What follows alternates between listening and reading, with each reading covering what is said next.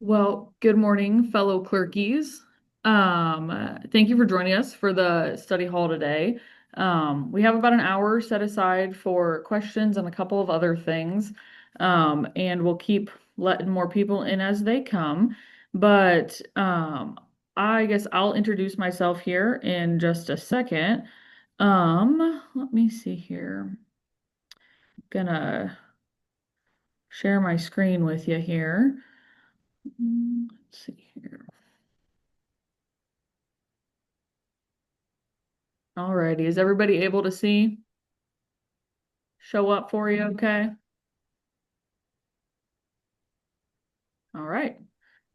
I don't hear any no's. So, hearing and seeing none, motion passed. We're gonna move on here. So thanks for joining us today, guys. Like you all know, City Clerk Study Hall, we really want these to help you all connect and learn from each other, see what is working for your peers and what other questions people may have.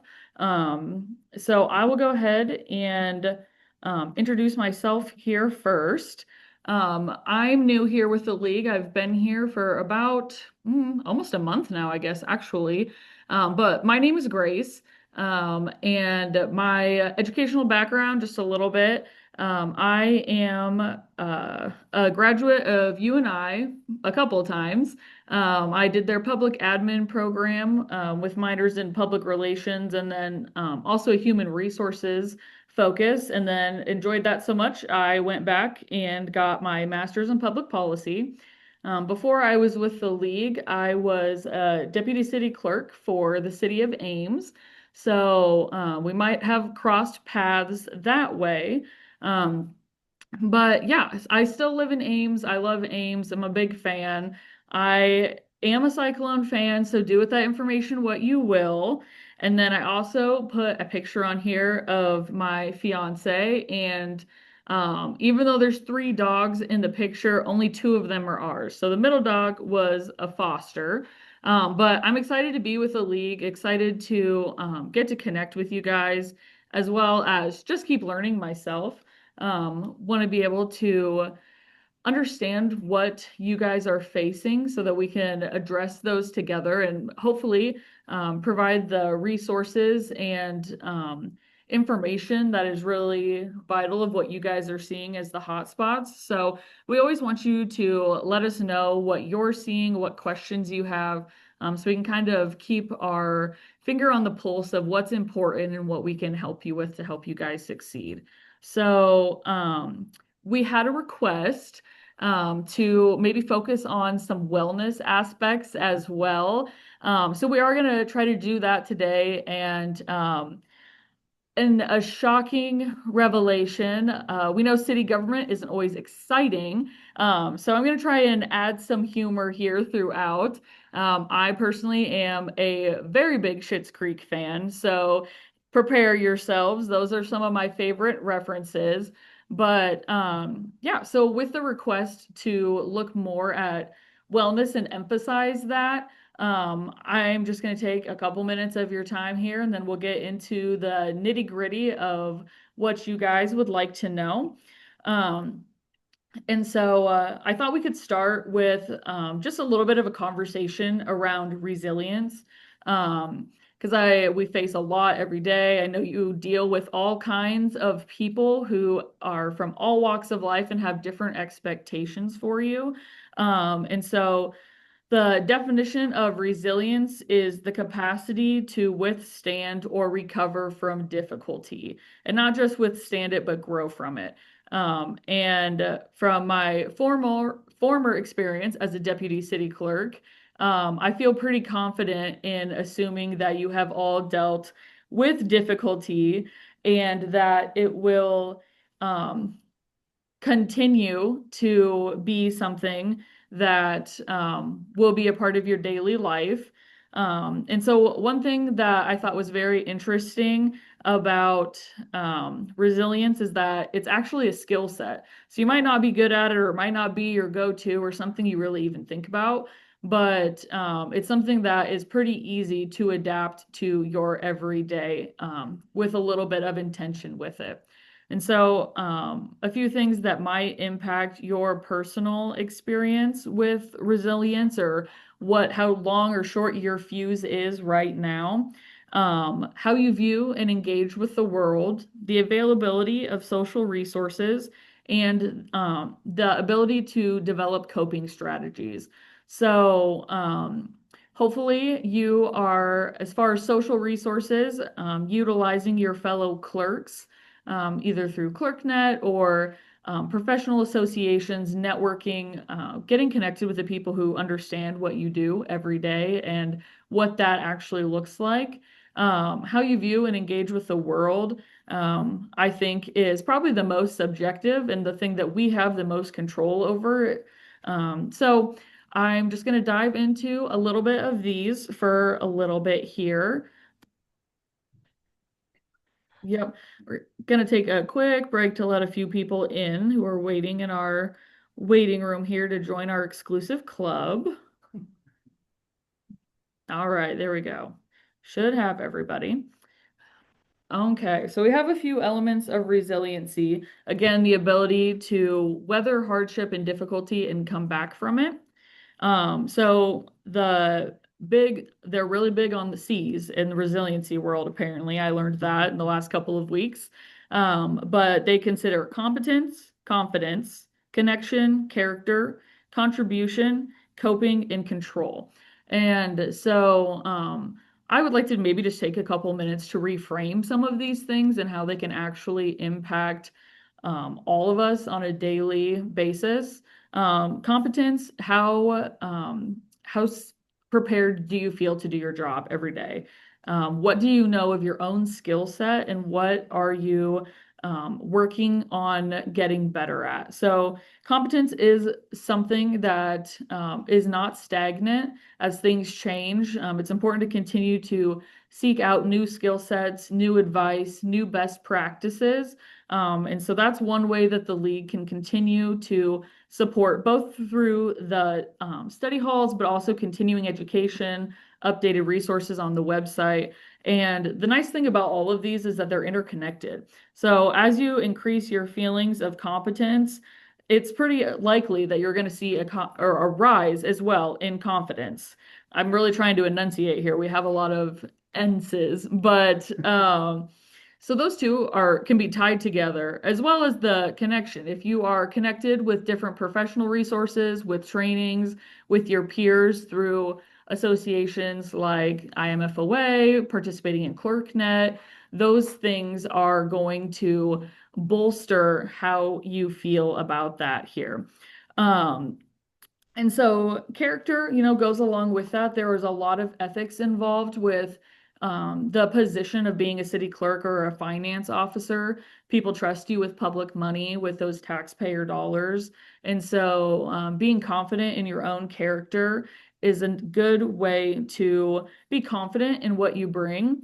And so that leads us into contribution of looking at the importance of what you do every day. It might be something that you feel like people don't see, or as you're dealing with someone who's upset about utilities or the streets, what have you. Remembering that this position has a really direct impact on your communities and the high performance that you bring to your job allows your community in general to have a higher quality of life in those everyday things. So you might be a bit of a silent warrior there with your contributions. But I just want to take a second to let you know that we see that and we appreciate that. And it's something that we want to continue to express. And then coping and control also tie into all of these. What do you do immediately when things get hard? What are you turning towards? And control, so many things we know are out of our control. I personally like to just keep a list of, okay, this is what I'm responsible for, and I'm going to perform to the highest level of my ability here and let the chips fall where they may for other things. Let me see here. And so I just wanted to give some examples too of what does this actually look like and what can make it practical for you.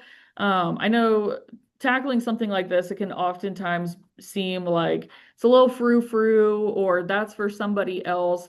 And it feels like a struggle to get started. But I just have a few examples of what can help, just little things. Things are constantly changing. There's a lot of demand on everyone's time. So what are the little tweaks throughout the day that aren't going to take a lot of necessarily energy or investment or time, but can do those things to make the difference. So, the first one is practicing self-awareness. And I put practice before all of these since we talked previously about how this is a skill set and you have the opportunity to develop and continue to develop these different skills. So, self-awareness can just look like taking a minute to reflect on what's stressful about your job, what's difficult, and if it's something that you encounter regularly, and even if it's not, how do you respond to those things? And so having that mental catalog of, I have this task today and it might be stressful. So I'm gonna prepare for that by, maybe having a little treat at lunch. Or I'm gonna take a walk right before and after I do this, just a 5-minute lap around my building. Just get out of the office, focus on something else, have a change of scenery. And then self-regulation can go along with that too. Um, Mindfulness can be a big part of it, and it's not necessarily sitting there and meditating, but just, okay, this is what I'm doing today. This is what my role is, and kind of checking in with yourself of like, okay, am I hungry? Have I eaten today? I know it's really easy to skip a meal because there's so many things to get done, but self-regulation and even coping can just look like, okay, I'm going to eat my lunch today and make sure that I have something else in my body besides stress and caffeine. And I'm super guilty of that as well, but something that I'm trying to be more aware of too. And then looking at coping skills, I think when people hear self-care or coping, it's really easy to picture like the person laid back with a face mask and the cucumbers over their eyes, and really easy to brush that under and go, well, I don't have time for that. I don't know who does, but it's not me. And so looking at those things of, okay, what does help me de-stress or even just refocus? Maybe that's playing music. Maybe it's, I personally like to watch the clip of The Office when Dwight runs the fire drill, and nobody but him knows that this fire was set accident or intentionally. Something about seeing them trying to throw the cats through the ceiling just always makes my day a little bit better. It's a 4-minute clip, and I'm like, all right, I've had a laugh. I'm ready to get back into it. Um, and then as well as like practicing optimism, looking at, okay, what am I doing well? What has gone successfully today? And I know there's those days where it's like literally nothing. And so sometimes there it's taking the step back and being like, okay, what did I accomplish then even yesterday? Or what am I hoping to do tomorrow that's gonna help me to bounce back from this?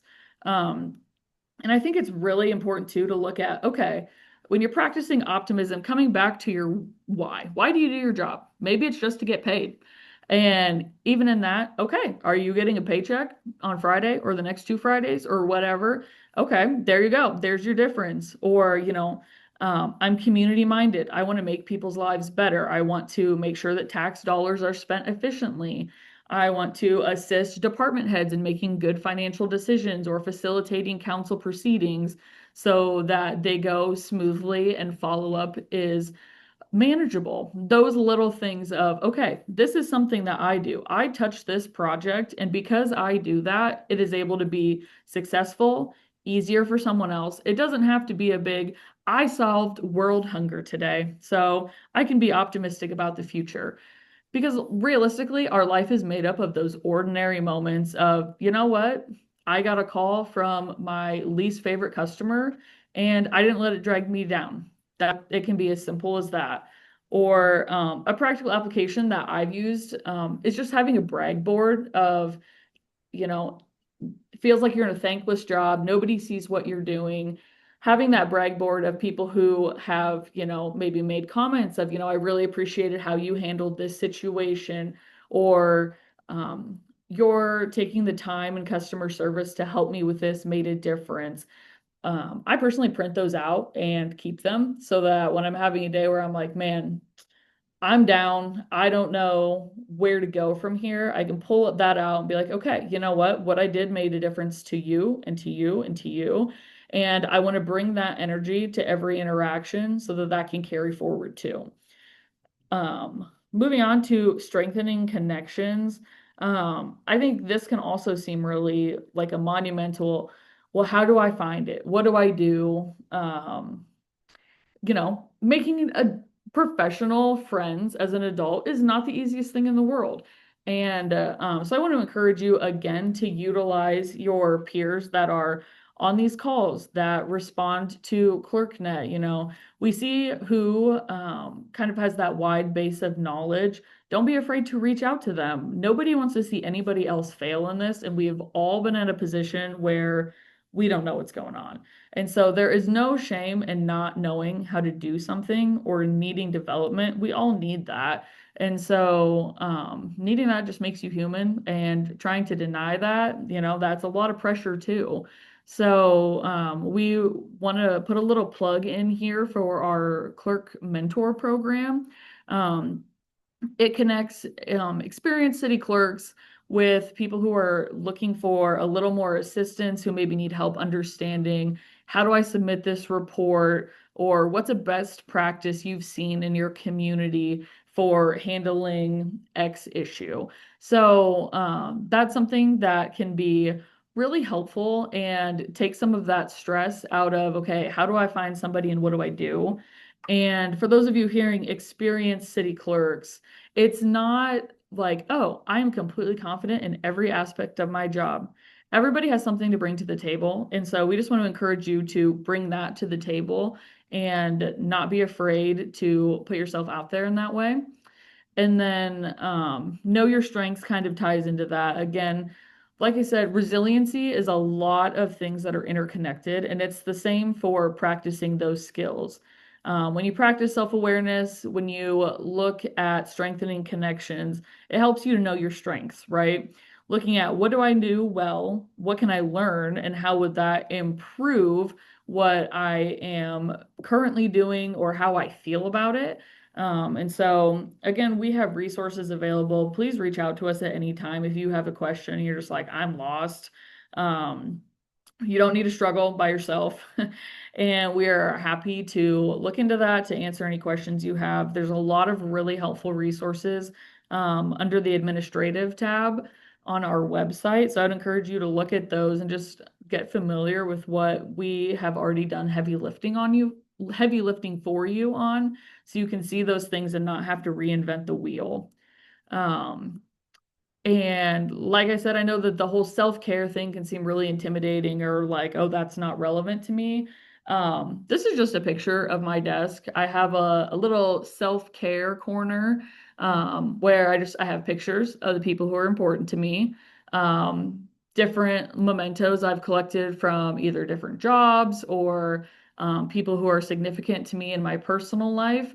And so, when I'm having a day or I'm just like, I just don't know what's going on or what I'm doing, it's really helpful for me at least to look at that and see my why of, okay, I want to help communities to be stronger. I want to help people be equipped with the knowledge they need, as well as, these are the people I care about, and I would want somebody to treat them with the extra mile, with that customer service, with whatever that looks like. And this took me like 5 minutes to set up when I started, and it's honestly like just a super helpful, like recentering, can even be a mindfulness thing of, these are the people that are important to me. This is where I derive connections from. And so I just wanted to give an example of, putting these things into practice. It doesn't have to be a huge drawn out thing. I just collected things that have value and I put them in a spot where I can see it regularly. So maybe that's an idea, something that you can take with you. And then you have this information, you've heard my spiel. Where does the league fit into you taking next steps? Um, you see the picture of the tree there sticking out in the water. We don't want you to feel like the tree, stuck all alone, surrounded by the water. What do you do? Where do you go from here? So we just wanted to walk through really quickly some of the things that the league can help with. Obviously, we hope that these study halls are beneficial and allow you to get your questions answered and um, gain more information professionally about your peers and your position. We also have a legislative team that is working with city interests in mind. So in the last legislative session, that looked like timelines being consolidated for publishing requirements. So effective July 1st, it'll all the 10 and 20 and everything will go away. It'll all be the 4 and 20. So easier to keep track of, not having to second guess. So that's something that we're excited about. Take one more thing off your plate of having to sit there and count back the days on your calendar for your publishing. Connection wise, again, I've kind of plugged a lot of these things already. We are really wanting to establish a sense of community within the clerk and finance officers in the state. It's a tough job, and we want to recognize that what you do matters. It contributes. It has a direct impact.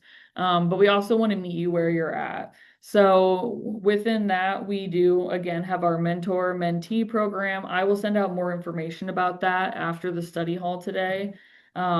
If you are involved in IMFOA, that also offers access to ClerkNet where you can ask peers for their best practices, advice. Again, not wanting to reinvent the wheel, but allow you guys to build off of what other people have done. We also offer a lot of trainings, and the Clerk Finance Officer Handbook is on the website. If you haven't looked at that, I would highly recommend it. Just has a ton of really good information that's put in a format that's really easily digestible. So if I could read it and understand it, I promise you can too. And then touching on IMFOA again, we do get partner with them to support their initiatives and to help with some of the background things. So if you ever have a question, feel free to reach out to either IMFOA or us as well. And then allowing you to build off of your strengths. We want you to be in communication with us. Let us know if there is a resource that you think would be helpful to a broad part of your clerk community. We want to know what you need so that we are producing and getting resources in your hands that will actually make a difference there. And we don't want you to be afraid to ask questions and increase your knowledge there. So our inboxes are open, our phone lines are, give us a call, an email, whatever's easiest for you. We really want to meet you where you're at. And we want to do our part to support you and help you to know that when we say that we recognize, appreciate, and value what you do, that is truly how we feel. And we want to be there for you to help make that possible. So I have my information up here. You can go ahead. There's also a general league email, or if you already have a contact that you're comfortable with, feel free to reach out to them. We'll always direct to whoever can handle your questions and get you a answer as quickly as possible. And again, just we want this to be a conversation. We want to hear from you. On what you think would be valuable topics for future study halls, or if you have any other suggestions, we are open to that as well. So, like my little guy here, it doesn't have to be a overnight situation. You don't necessarily flip a switch, but we want to encourage you to keep taking those steps and know we're walking alongside you in that too. So, that is kind of what I have there on wellness and resiliency. And then I think Mickey's going to take it over for us on what this will look like in your, or sorry, what will be your questions that were sent in as far as the clerk study hall. Back to our regularly scheduled programming, if you will. Well, first of all, that was excellent. Thank you, Grace, for doing all that research and putting that together. This is something, resiliency and finding ways to cope, finding balance is something we're hearing from really all city officials. I think city clerks being what they are and the position they're in, feel arguably the city administrators probably as well, just kind of being a catch-all position where you're constantly being tugged in different directions. And it's, again, all city officials are feeling extra pressure these days, I would argue. At least that's what we're hearing from our membership, and I certainly trust the folks we talk to. So I don't think it's something you can take lightly. The job's always had a lot of pressure, a lot of scrutiny. Working in the public sectors, that's always been part of the deal. I think we all accept that, and we're okay with it. But in recent years, I think it's been heightened, and there's probably all sorts of reasons for that. So again, thanks to Grace for diving into that and offering some resources and guidance. But it's just the start, I would say. Yeah. We've talked to folks at IMFOA and the league board, who definitely want us at the league to continue to provide resources in this particular area. On that note, if you have questions related to what Grace just presented, please use either the Q&A or the chat. The Q&A is probably the easiest way for everyone to see your question as we go throughout the rest of this session. We have about 30 minutes or so. So anything related to that, Grace will be happy to respond. Oh, yeah. We also have League Hall of Famer Teresa Ruckshafer with us, who joined here at the league office. It's always great seeing Teresa. Many of you know her, longtime city administrator, assistant city administrator, finance officer, taught classes, including last week at MPI and MPA. And so I will defer to Teresa on anything specific as we get to the questions. Teresa's been one of my mentors for many years, speaking of mentors, and being very helpful throughout my career. And those people are invaluable. So if you don't have someone you've kind of leaned on yet, we can definitely get you paired. As Grace said, with the mentor program, that's largely what it's designed for, beyond the technical expertise and assistance, to just have someone to lean on. We all need that, more so than you probably think. All right, so we don't have any questions coming in yet live from the groups. We do have a handful to get through that came in when you guys registered for this study hall. So we'll just start at the top of the list. Not necessarily a question, but a comment about managing city finances and processing transfers. So again, we've got one of the experts, foremost experts in the state of Iowa on managing city finances, which would take 8 hours in one of your classes talking. I think you have an 9 hour class, whatever, last week. So we'll have to summarize as best we can in a few minutes on just kind of big picture managing city finances and then processing transfers, doing transfers, which is always a tricky thing. So Teresa, that's the general question, how you process transfers. Yeah. Well, for one thing, first of all, always remember, if you're transferring something, you have to have an in and an out, okay? They have to balance. I've ran into several occasions where we transfer it one way, but we don't transfer it the other way. So, excuse me.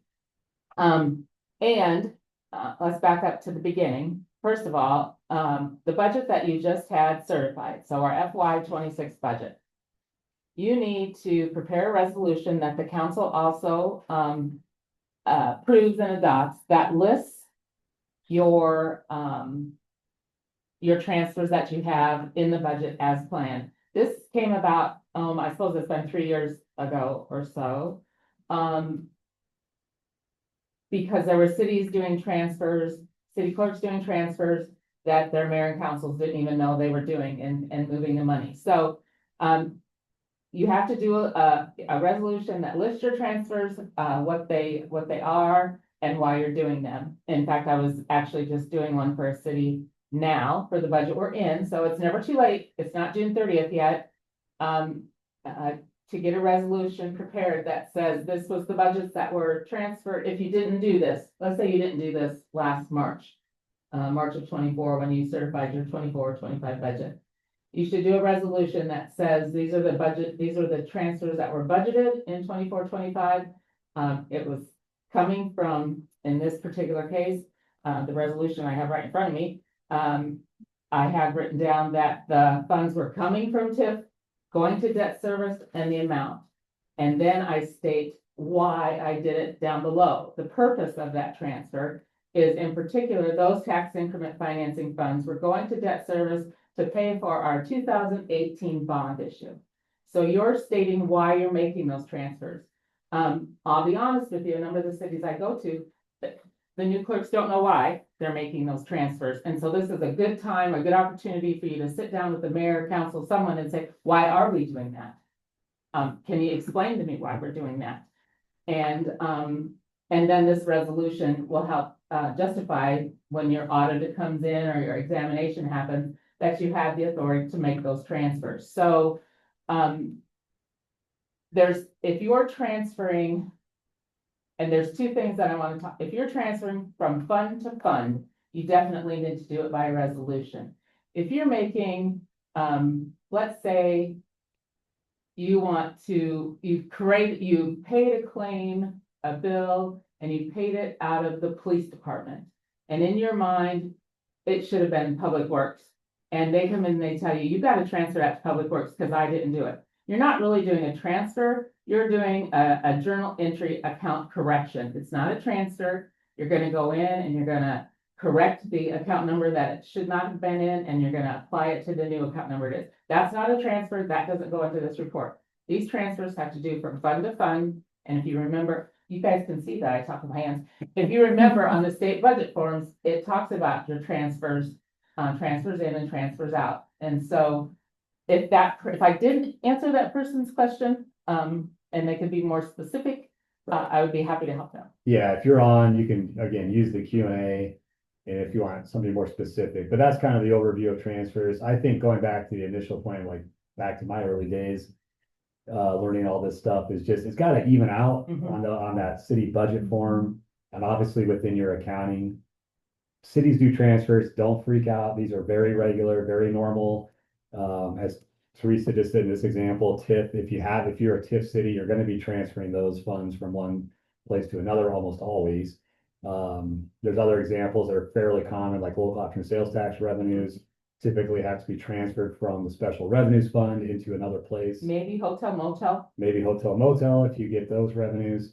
And you got to use those for the specific purposes as the council dictates.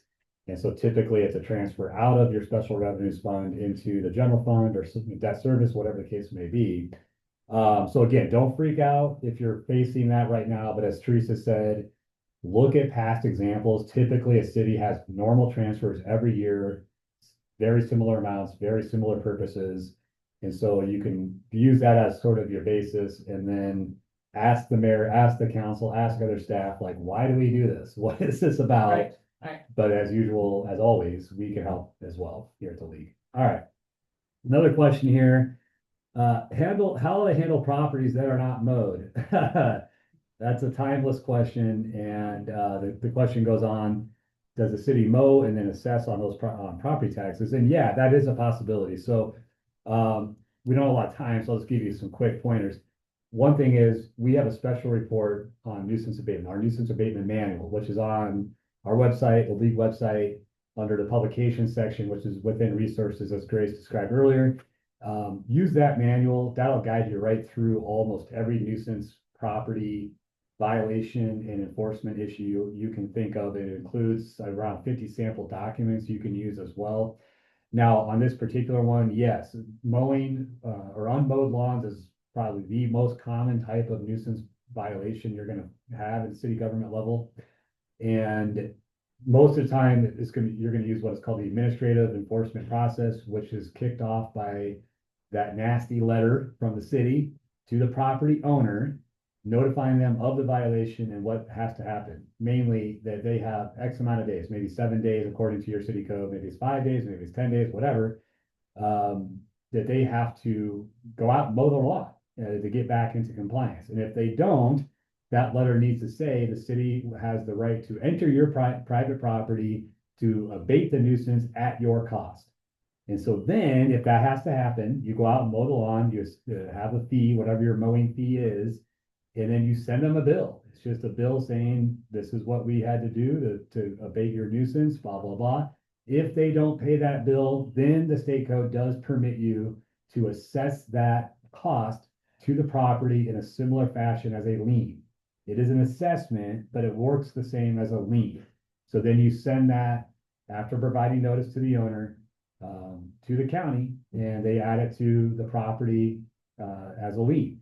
So that's kind of your just standard process with your most common nuisance infractions such as unmowed lawns. Again, check out that manual, definitely work with your city attorney, if you're new to this and trying to get a feel for it. But a lot of cities with these unmowed lawns and, overgrown vegetation, these are just run-of-the-mill type of nuisance property issues that you just have to do, this time of year in particular. Another question, that came in, how do capital improvements work? And funny enough, we're doing a small city workshop tonight. Our first one of the small city workshop series is today at 4 o'clock, all about capital improvement planning. And so if you have the time and the ability, they're $30, pretty cheap, to join those sessions. So we have one today, one on Friday at 10 a.m., and then one next Tuesday at 1 p.m. They're all the same, but it's offering them at different times and days to give people choices. But it'll focus in on capital improvements planning. So for today's purposes, I can just give you we have a page on our website on CIPs, they're called, if you really want to dive into it. Namely, how are capital improvements defined, Teresa? Oh, well, I usually define them by, age. Right, So usually a capital improvement project is usually something that's gonna have a life, a city can define if they're gonna have a life of at least 10 years or more, or 15 years or more. yeah, It kind of depends on what you're borrowing the money. You obviously want the life of the project to be longer than the amount of time you're borrowing the project. And in my particular history, that amount might go up now because of cost, but we used to use a minimum of a $15,000 project. yeah, you'll see a range out there. So it's the useful life, which I've seen as short as 1 year, which would probably be like equipment or Oh. vehicles. And if we did that, we had a $5,000. Yeah, so there's different types out there. Then on the facilities or roads, now you're talking more like 5, 10, 15 years. There's gonna be a long, useful life for that thing, whatever that thing is. So it's a little bit of a loose definition, but that's typically what people consider to be a capital project or purchase. Now, how do you get money for that? That's the next question. That's up to you as a city government. With capital improvement plans, one of the strongest values of them is that you identify the budgetary support for the project or the purchase. And it can come from any number of sources. Obviously, the city's general fund typically supports that, but also debt service if you're going to finance some of these major expenditures. Grant funding, of course, if you can get your hands on some grant money, that's usually layered into some of these different things. You can build up, there's a question, kind of side question here, talking about a savings account. Absolutely. So in the budget itself, you'll notice there's a capital projects fund. And so you can allocate money to that and build up a nest egg of sorts.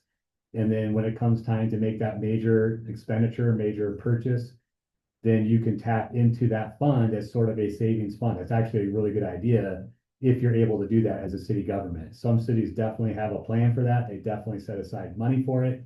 They put it into that capital projects fund so that they know that's been earmarked for that water tower project or for that new fire truck that we need to purchase. Because these are major, major expenditures. And for most cities, they can't just cash flow it in one fiscal year. They're going to have to plan for it. They're going to have to finance it. And it takes a lot of planning, which is good. Don't be afraid of that. But yeah, you can definitely use that and kind of treat it like a savings account. Mickey, We have another one that just simply says AFR, which the annual financial report is what that is in reference to. That is due in November, Yeah, it'll be due December 1st. December 1st, sorry. This year, they will have, a new debt service page, Mickey. Right. The debt service page in the AFR this year will be, structured more as, your long-term debt sheet in your, budget, or maybe even your debt obligation report that you have to do, which will probably be due middle of August or September. We haven't got word from the state treasurers when that's due, but depending on their software, Mickey, some of the softwares allow you actually to have the drop down that says the Iowa Annual Financial Report, and you can run a report that's going to give you numbers to put in those line items. Right. Others, you would have to sort by the schema of your account numbers. Okay. Yes. So just be aware of that. and while we're at, there was a question a little bit further down the list about just like what needs to be reported. So December 1 is a big deadline day. We have, what, remind me guys. Okay, so The you have, AFR. the we just talked AFR is about due that. December first. Your, state urban annual renewal report. If you to the have an urban Department- renewal area, Yes. you must submit that report. And that's due to the Department of Management by December first. Your road use tax fund report is now due December first. Street finance report Yeah. is what it's called now, Yes. but yeah. If you have urban renewal area and you want to be certifying to the county an amount of tip increment money you want to get for next year's budget, Right. that's due to your county auditor by December first. Correct. And those, in my opinion, should be approved by council, so you gotta work back. Some of those reports, like your AFR, road use tax report, some of those, they don't necessarily have to have resolutions anymore, but they might have publication requirements that you have to have it publicized, or they might have council approvals. So kind of look when your last council meeting is, or you're in November, and make sure your reports are done by then, that you're not waiting towards November 30th, right? And then, I feel like there's so many. The other report that I mentioned before, it's called your debt outstanding obligation report. It's due to the state treasurer. And he's gonna send a letter out to every city clerk in Iowa, and on there's gonna be your, password and all that kind of stuff. And he has a special date he picks. Last year it was August 15th. Yeah. So that's gonna be the nearest. That's gonna be the The first next one that they one. have to do. Right. And then, if you're a cash basis city, meaning you, we all budget on cash because that's how the state system works. But some of us might record a report as either a modified accrual city or an accrual city. But I would almost venture to guess that the majority of Iowa's a cash basis. Oh, yeah. Purpose. Yeah. And so in that case, once you've balanced with the bank at the end of June, you can start working on all of these reports. You don't have to wait till November, December, whatever, Right. To get them done. And so, I would encourage you to do that if you have the opportunity to do that, so that you're not trying to work on them while you're working on the budget in the fall. Right. So this is, if you're especially brand new to all this is a seemingly quiet part of the year for city governments in terms of like financial management but I would argue there's really never a quiet part of the year, because we are coming up on end of fiscal year and beginning of new fiscal year. And so there's a lot of transition that has to happen internally. The state reporting is a little bit later on. So don't freak out about that, but internally, you're definitely gonna have some work to do here over the next few weeks or so. Given the end of the fiscal year and start of a new one. There is that outstanding obligation report. If your city has any debt, report it to the state treasurer of Iowa. As Teresa said, they do a pretty good job of notifying everybody when that's due. It has bounced around the last 3 years, but I think it's like mid-August. It's a fairly straightforward report, again, if your city has debt. So just be mindful of all those things. We do have a calendar on our website. Grace is actually undertaking a project to sort of consolidate and clean up and freshen a lot of our resources designed for city clerks. One of those resources is a calendar that has all this stuff listed out. So those are the main ones we just covered. There's also the unclaimed property report that every governmental entity has to file In November, in November. Yeah. by November. But getting that right, the cemetery report, if your city manages a cemetery, which some do, some don't, that's like in May, I think, of each year. So again, there's a lot of these have changed, so if I misstated any of those, my apologies. I've been doing this for too long. And they change the dates on these things too often. And yes, someone's already probably thinking of it. If you're gonna pop in a question, I'll beat you to the punch. Why doesn't the state just consolidate all of these reports into one giant one, and we do it one time a year? We've been arguing for that for how many years, Teresa? And some of our friends at the state would love that too. It would actually simplify their job as Right, well, but right. trying to get 4, 5, 6 different state agencies to be on the same page is pretty difficult. And I think it's important. Sometimes quite honestly, I've been around about 44 years doing this stuff. And I would say, what the hell do they even do with this report? I would say, I feel like I do these reports and they just get filed away somewhere. And, God bless Ted, how many times do we say that a year? Ted Nellison with the Department of Management would tell me what they use those reports for and what they look at them for, and so there is a reason. Yeah. Supposedly somebody's looking at them when we do them. I know that, one of the things you said, I wish, and it just kind of slipped my mind when you talked about those reports and getting them filed. That treasure Great Iowa treasure hunt one. Oh, yeah, Um, unclaimed property. Again, unclaimed property. If you go on the treasurer's website, it gives you the instructions and all that you would need. But again, folks, don't wait till October to start that, because you have to do a process of letters. Yeah. So they want you to have done all of that, so by November 1st, you're sending it to them. And then I'm gonna tell you, just like I told the clerk yesterday, how I've always handled that. And so let's say you decide you have $15,000 worth of unreconciled checks, outstanding checks in your system that no one has claimed. You've sent all the letters, you're gonna send it over to the state so they have them. I would create a manual check for the $15,000 amount to the Department of Treasury.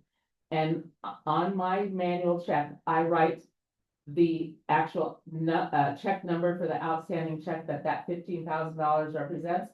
And when the state of Iowa gets their check and they cash that $15,000 manual check, I go into bank reconciliation and I clear all those checks that way versus voiding all of them, issuing a new check. It's kind of an accounting nightmare for you to do that. And so that's the process I've always used.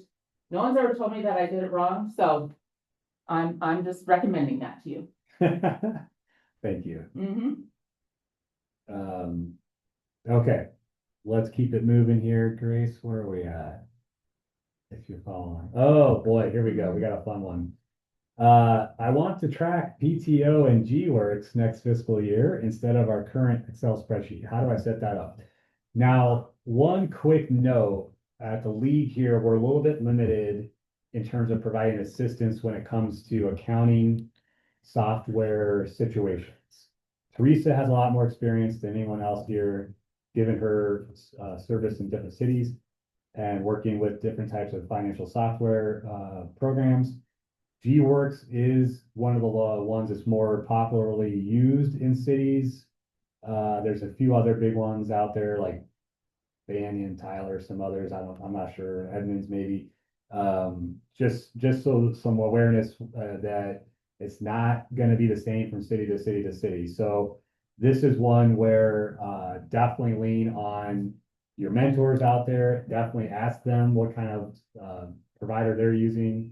Maybe you'll find a match and they can have more specific ability to help with the like, oh, where in G-Works or where in Banyan do I do this or that? And so we're going to be a little bit limited on how much we can help. I would imagine within G-Works system, there's some way to do this with any kind of like paid leave tracking. If you don't want to use Excel, but we're not going to be probably the best people to help you with that. Yeah, I am. I don't have an answer for that either. Yeah. And, of course, everyone's going through changes with G-Works and they have extended the date for when, the deadline is. To go to the cloud. Yeah, and, yet several cities are still waiting. So, whoever asked that question, I'm gonna, first of all, I know you probably asked G-Works and maybe haven't heard response yet, but I'm gonna ask that you reach out to a veteran user of G-Works, that's out there. And, I think Cynthia in Fairfield, I don't know if she's on here or not. I think Fairfax, excuse me, has used G-Works for many, many years. Boy. Yeah. There are people out there that have used it for Yeah. years, and I just, even as I've been learning it in other cities, because I had never used it before, I haven't learned, much of payroll. It's been mostly general ledger and bank rec. So, I would be afraid to answer that, Mickey. Right, same here. Now, that being said, this is a good plug, as Grace talked before about resources and not feeling alone. Yeah, IMFOA, and within IMFOA, they offer an email form called ClerkNet, so I'm sure most of you are on that. If not, that is a great resource that the IMFOA offers to its members to ask these kinds of questions of peers. And that's a lot of ClerkNet discussions are simply asking for either sample resources or just like, hey, are you on this software? If anyone out there that's on that, can you help me figure out how to do this, or this? You know, those kind of questions pop up all the time. So that would be a great way to get some peer support for this particular type of question. Another one came in, we publish our minutes and ordinances in the Tri-County Times, the local newspaper. Do we need to have saved the physical newspaper clippings for published proof? Or is the email with the information and signed affidavit from the publisher okay? Now, this is where we get to have some fun stuff. Because there is, apparently this stuff is, you know, things you never thought you'd learn, but you're forced into when you do this job. As Grace is a month in and she's learning how much. I always joke about this. There's how little I knew about city government, despite working for a couple cities before joining the league. How little I knew until I joined this organization and started getting these kind of questions. There is a difference between a proof of publication and an affidavit of publication. The proof of publication is kind of the lower bar, I would say, where that's just any sort of thing you send off, like the minutes. The newspaper should respond with basically saying it was published on such and such date.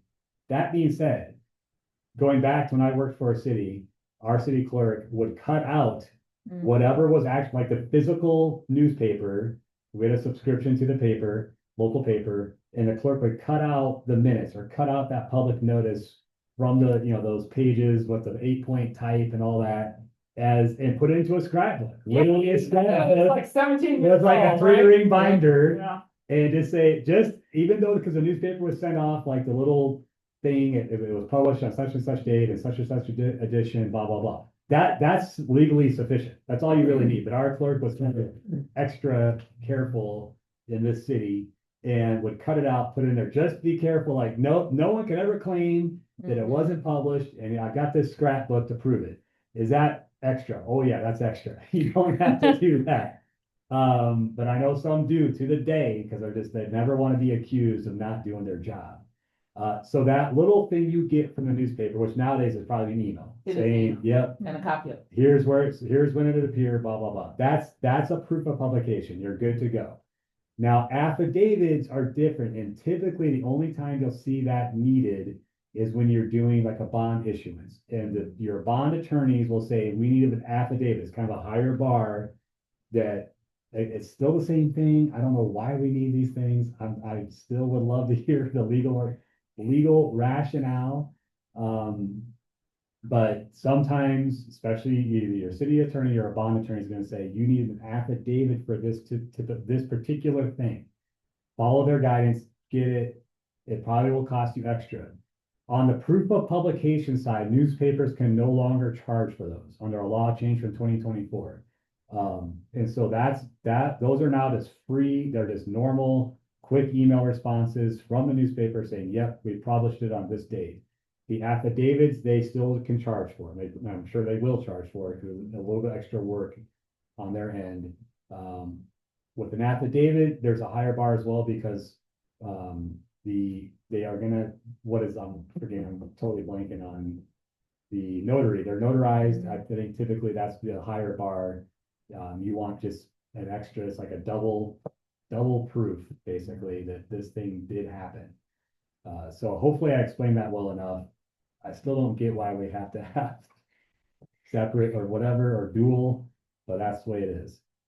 If you have questions, definitely talk to the attorneys out there. But for nearly every type of publication, there's just that simple response from your newspaper is going to be enough. Everybody got that? That is a tricky question. All right, we got a few more minutes. Again, use that Q&A if you haven't had any questions you want answered yet. We have one more that came in pre-event, and this one's going to be tricky, and I would love to hear your guys' thoughts as well. Ideas for recovering and trying to avoid dissolving the city. Oh, wow. So we could talk about spending hours on a big topic of interest, mainly for our smaller communities out there.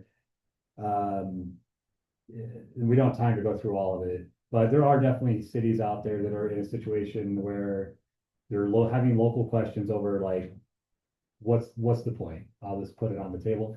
Why should we continue to be an incorporated city? Should we just dissolve as a discontinue as a city? Which would basically mean that you would become a rural subdivision under county management, probably join the township, one of the townships in your area at that point. I know a lot of places are faced with that, probably more so than ever before, for all sorts of reasons. Again, losing population, losing businesses. We're seeing this in some of our rural parts of the state. How do you avoid that?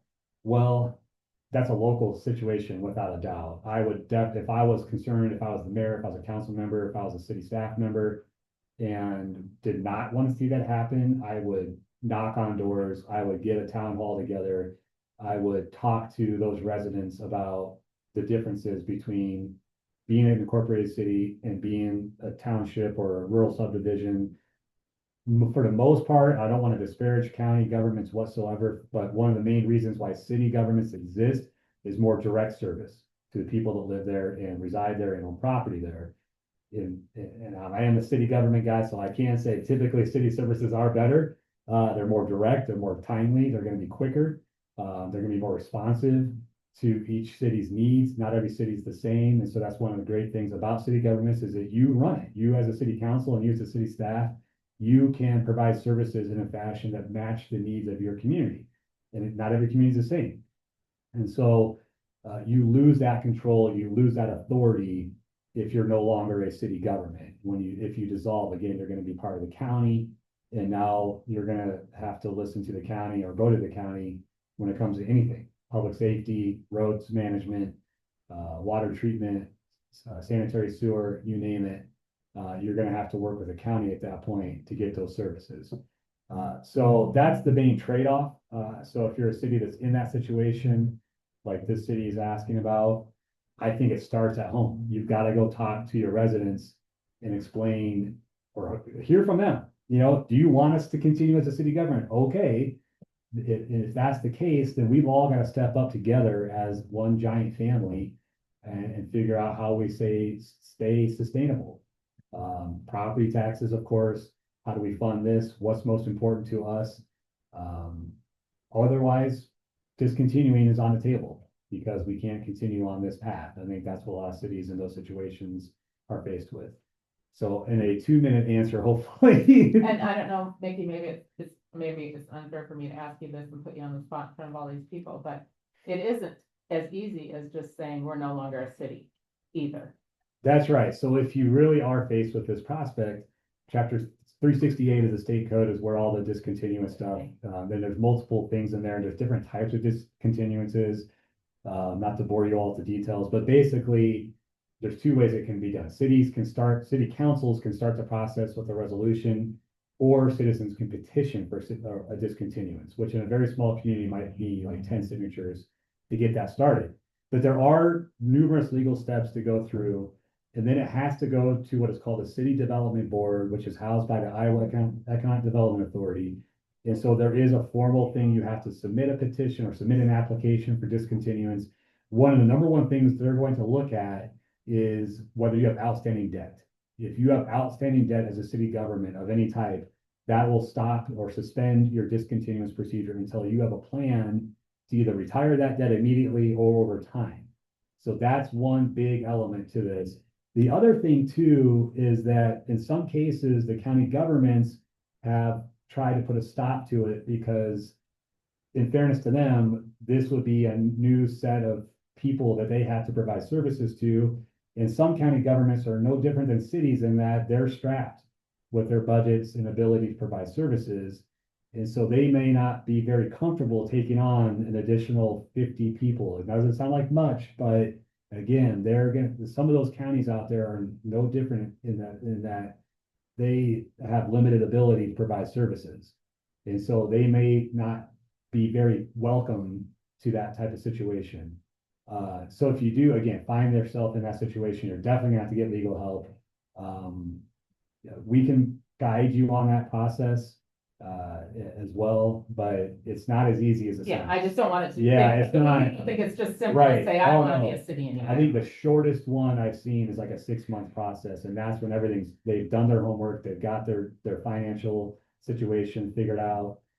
The longest one is probably gonna be multi-year if you have debt. You're gonna have to have a plan to retire that debt. The other thing too is you're going to have to sell off your assets.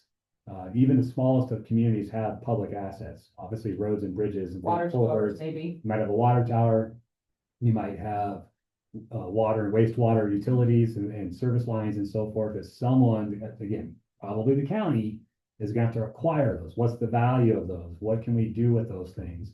You might have a little park. You might have anything like of that nature, public parking. Even in our smallest communities, there's typically some public infrastructure that now has to be transferred to somebody to take over. So it's complicated. It's meant to go slow, like everything else in local government. Make sure, are you really sure about this? Don't waste your taxpayers' money and time with rash decisions. You've got to be careful. It's meant to go slow to protect you all. So we don't ever like to see that, but at the same time, I understand some of our smaller towns are kind of faced with that potential decision to make. Looks like we got one Q&A here to answer. Do you want to take a stab at that, Grace? Or at least I think it's just a comment that their local newspaper sends an affidavit to them for everything they put in the paper. So, with a clipping attached. yep. Okay, so double check on that is all I'd Yeah. say, because like, even our newspaper friends sometimes don't understand the difference between a proof of publication and an affidavit. Yes. As long as they're not charging you for that, I'd be okay They with don't have to it. charge for, they can't. They can't for- charge for a proof of publication. They can for an affidavit. They can for an affidavit. This was last year when the legislature, thankfully, is one of the bills the League of Cities fought for to kind of make things streamlined on the whole public notice and minutes and all this stuff going on. And so this was one thing that as we work through the process, we realized there's a difference in these things with a proof versus an affidavit. So as long as they're not charging for that, Megan, I would be fine with it. But if they are, I would definitely want a clarification or a change to say, we don't want affidavits for everything. We just need proofs for our normal stuff. We'll let you know when we need that higher bar with the affidavit. So hopefully that makes sense to everybody. It's still confusing to me, because I am not a newspaper publisher or owner. And so Yeah. I won't pretend to know what their world looks like, but hopefully that makes sense. Yeah. You have another one? Yep. What is the difference between exempt and non-exempt employee? Do either get paid their salary no matter if PTO is available, or do either earn comp? Okay, this is fun stuff. So the FLSA, the Fair Labor Standards Act, is where all of that comes from on exempt and non-exempt.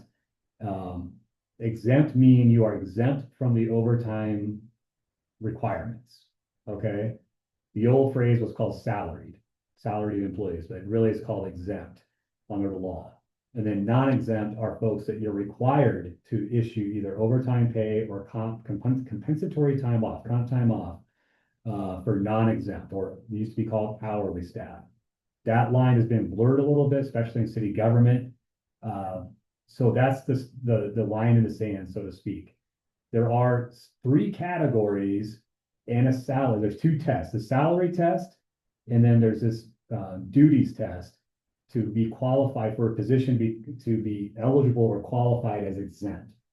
And the salary test, what's the current threshold? It's like $36,000 and change. So that position has to earn at least that amount or more.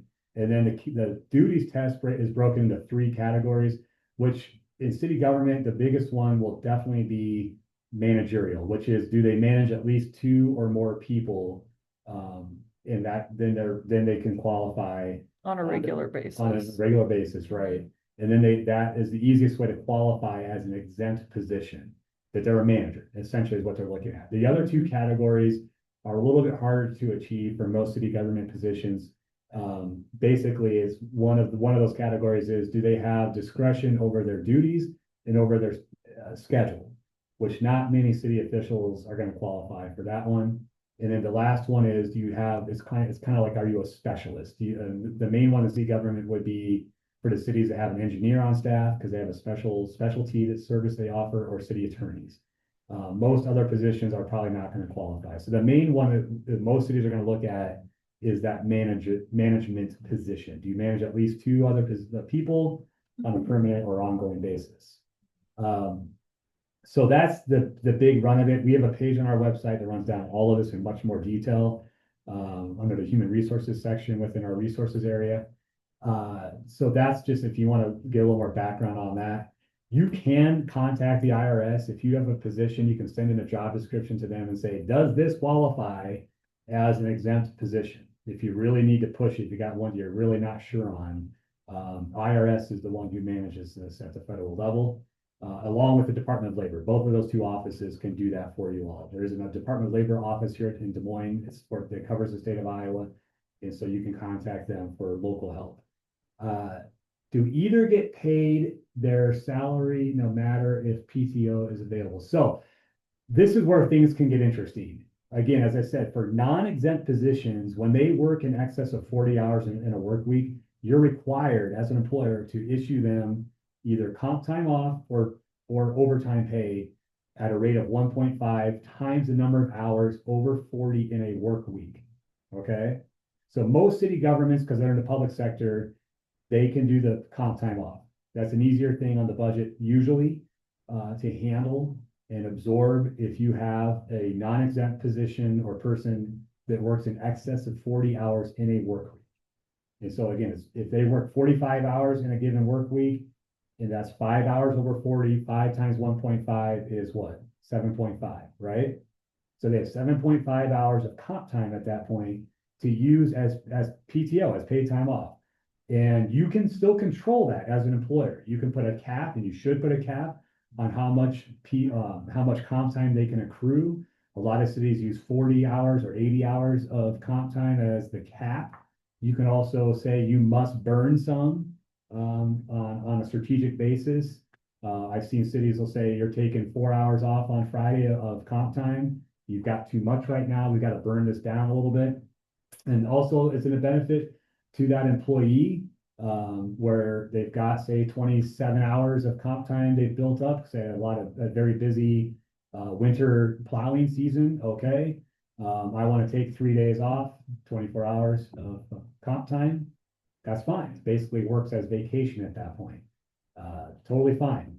Some of your departments and some staff will negotiate, especially police, for overtime pay. That's a very traditional thing within the law enforcement community. And so that's how overtime is earned. It's over, and their work weeks are actually a bit longer. There's a little carve out for public safety where their work weeks are a little bit longer. I guess 43 for police and 50 something for fire, before you have to give them either the comp time or the overtime. So it's a little bit different for public safety. But again, a lot of them negotiate on the police side, a lot of them negotiate within their collective bargaining agreements for overtime to be issued as pay versus the comp time off. So there are going to be some unique scenarios. All that being said, as an employer, you have every right and every flexibility to award comp time or additional PTO to your exempt employees in addition to your non-exempt employees, if you so choose. That's not common, I would say, but sometimes I will talk to cities where they do have a system to award additional comp time off or PTO to their managerial staff who have put in a very lengthy work week. If the city's responding to a flood event and everyone had this thrown in an 80-hour work week, and once things have kind of settled down, you say, you know what, I know you had a crazy stretch there throughout the month of June. Why don't you, we're going to give you, even though you're not eligible for comp time off, we're going to give you 10 hours of PTO or comp time, or maybe 1 day. Flex time. Yeah, flex time, something like that. That's your choice as an employer for those exempt positions, which again, they're exempt. You're not obligated to give them any additional overtime or comp time off when they work over 40 hours in the work week. But again, I know some do, as it's an employer's choice to recognize staff that are putting in really lengthy work weeks. So that's a very long-winded answer, but this particular question comes up and it can get very complicated. So hopefully that gets you on the right path. But we have more resources on our website. And again, we're always happy to answer more detailed questions. We've gone 10 minutes over because Mickey talks too much. As So does usual, Grace. we're in Dream team. membership services and Yep. Grace as well. And then Mhm. Bill Goldie's on this as well. I saw his name pop in there. So he is another consultant that works with us. I know many of you know him. You can contact him as well. We're all very happy to help. This is our quarterly study hall. It's an hour to give you time to ask questions and for us to answer, but also to get meet and greet so you know us. I don't know, our next one is scheduled for sometime in August, I believe. So you don't have to wait until then though to ask your Yes. questions, ask anytime. We love these kind of Q&As. We enjoy them. So hopefully you found it helpful. We don't have. And Yeah, I'm offering a in-person 4-hour workshop. I think the next one is maybe September or August or I think it's in October. August. That's the City Finance City 101. Finance 101 is just 4 hours and it's really for the newbies, okay?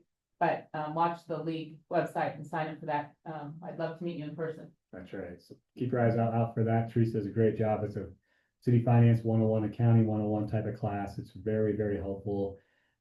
So yeah, that'll be coming up in the summer as well.